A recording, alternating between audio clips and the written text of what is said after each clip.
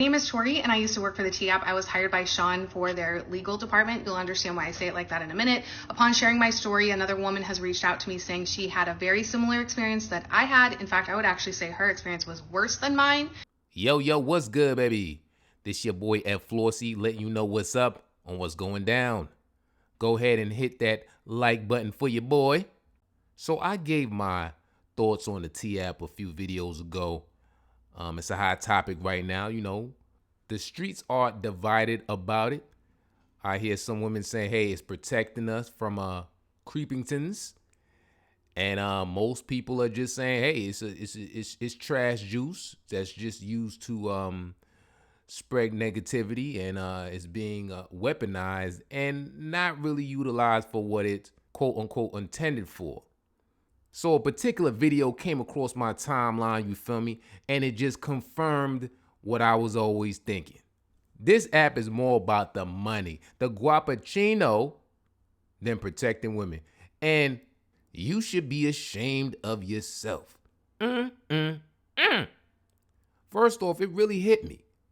A dude is running this. A dude started this. Now, according to him, he had the best, most genuine intentions to protect women because his mama kept matching with criminals. I mean, who is your mama swiping right on? I'm just saying, does she have a type? Does she have a type?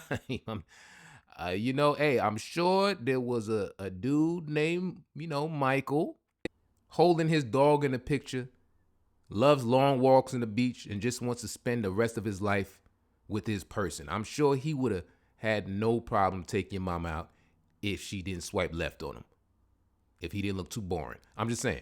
But I don't know. Now, is that a fabricated, fluffed up story in order to validate him creating such a cesspool of an app? I don't know. But you got to ask these kind of questions, I guess, right? According to this woman whose video I'm about to play, you feel me? She used to work for the T-App. I commend her for putting her face out there in the midst of all the heat in order to tell the truth. And she's saying she letting people know, man, that thing fishy. When she was working there, something ain't right. My name is Tori and I used to work for the T-App. I was hired by Sean for their legal department. You'll understand why I say it like that in a minute. Upon sharing my story, another woman has reached out to me saying she had a very similar experience that I had. In fact, I would actually say her experience was worse than mine. And I know some of you are going to be mad just because I worked for the app. I've already gotten threats. I want to clarify a lot of things and I want everyone to hear me out.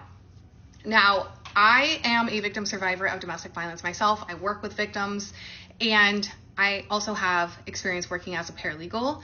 And when I saw the T-App was hiring for the legal department, I felt aligned with their mission. I was told it was to help keep people safe, and it was also to actually look into these claims and what was posted.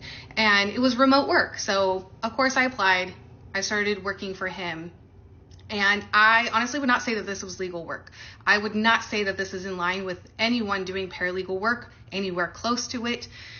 And I was highly concerned not only on the process, but things that were posted, things that were shared, that were allowed, process that I just did not agree with, and I voiced my concern.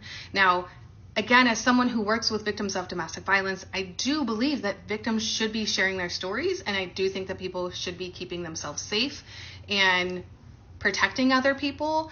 I do think that two things can be true at the same time, that there are true stories out there, and there's also false claims and spam and hurting people because of a bad breakup.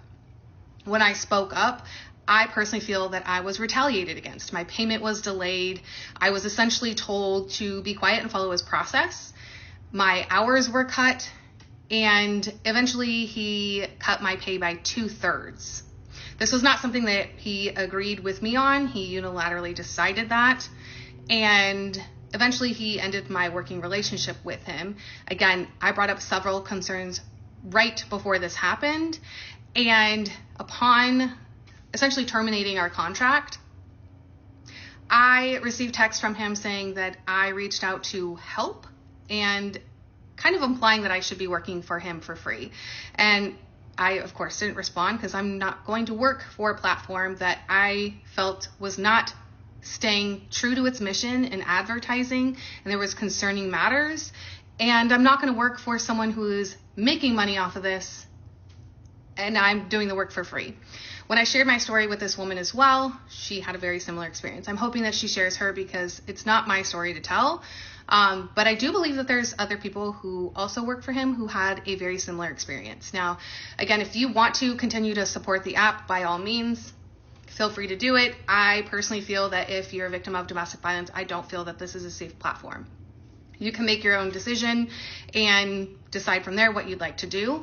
I would not honestly recommend anyone working for him based on my experience and this other woman's experience. Mine was not a one-off.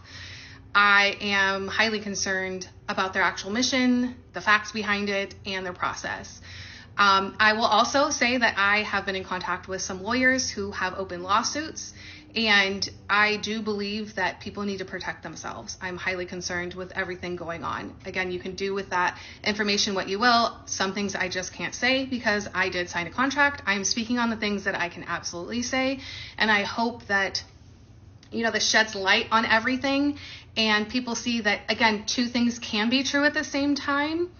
And I hope that I can also connect with other people who have gone through the same thing so we can shed light on if this happened to other people and at the end of the day, keeping people safe.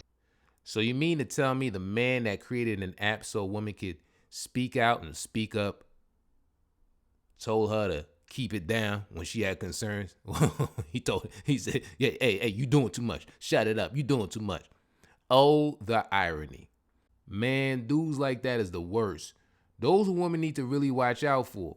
You feel me? The ones that act like they on their side, act all nice and all of that, smile in your face, but really have ulterior motives.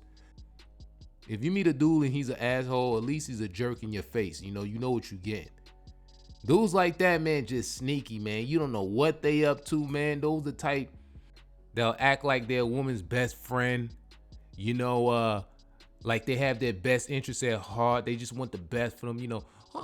I just want to see you with a good guy. I just want to see you happy. And just waiting for the time when she vulnerable so he could pounce. You feel me? He got ulterior motives from the giddy up. She crying on his shoulder. I can't believe all these men are dogs. And he tried to touch her coochie. She like, what? I thought we were just friends. He like, nah, I've been trying to get at them draws forever. I've been listening to your sob stories about different men. I'm trying to get some coochie. Those are the dangerous ones, because he don't get what he want, he gonna get mad. You know what I'm saying? He can't be up front with it. He gotta be sneaky with it. He a sneaky fucker. You know what I'm saying? Literally. Yeah, but don't see this going well. But always love to hear your thoughts about all this. Like, comment, subscribe. Hope you have a beautiful day. Till next time, baby, I'm out.